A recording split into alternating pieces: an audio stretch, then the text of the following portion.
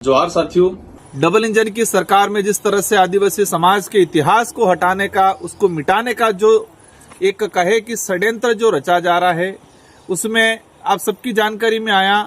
कि मानगढ़ का जो इतिहास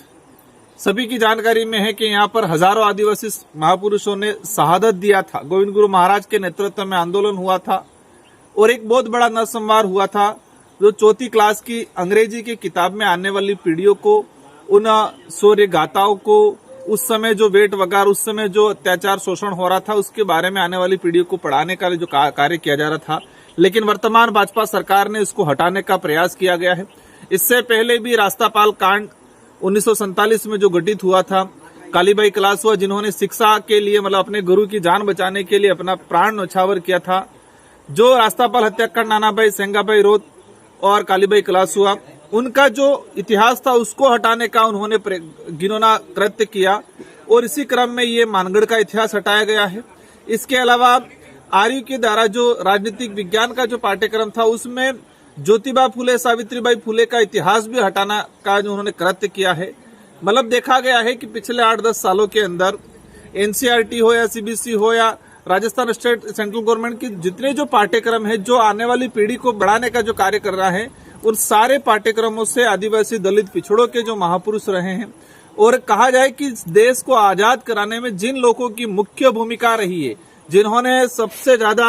शहादत दी है, इन शहादत महापुरुषों, उन इतिहास को हटाने का प्रयास किया जा रहा है। मैं एक ही चीज कहना चाहूंगा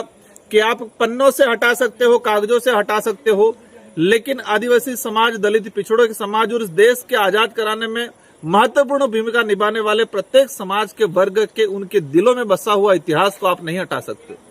जवाब में दे रहे हैं हमारे राजस्थान के शिक्षा मंत्री जी, और कुछ नेता कह रहे हैं कि 5वीं क्लास में है, मतलब आपके जो हिंदी का पर्यावरण का जो सब्जेक्ट है उसमें आपने डाल दिया।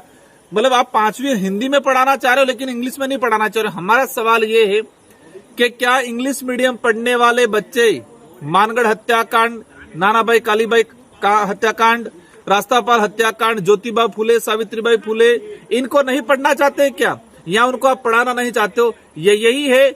इसका हटाने का मेन रीजन, यही है कि आदिवासी दलित पिछड़े समुदाय के अंदर जो एक जनजागृति आई है, अपने महापुरुषों के प्रति एक आत्मविश्वास और कहा जाए कि एक समर्पण की भावना जो जगी है, अपनापन की भावना जो जगी है, और जो देश के इतिहास को समझ के वर्तमान का निर्माण करने के लिए एक क्रांति के रूप में आगाज हुआ है इस क्षेत्र के, उसी से बौखलाहट होकर वर्तमान सरकारें